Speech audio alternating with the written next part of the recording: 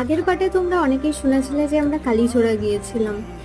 Actually আমরা কালীচোড়ার plan ছিল না, কিন্তু আমরা জাস্ট বেরিয়েছিলাম কোথাও একটা যাবো বলে। রাস্তা ধরে যেতে যেতে যে এই জায়গাগুলো পড়বে, এতটা সুন্দর ওয়েদার পাবো আমরা ভেবে উঠতে পারিনি।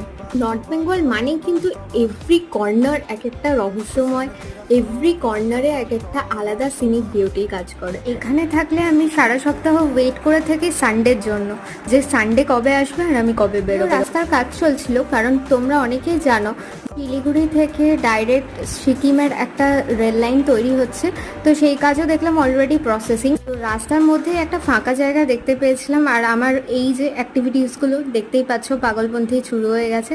তো এইভাবেই আমরা সেই দিনটাকে পার করলাম এবং তারপরে আমরা শিলিগুড়িতে আবার রওনা দিয়েছিলাম বাড়ির উদ্দেশ্যে।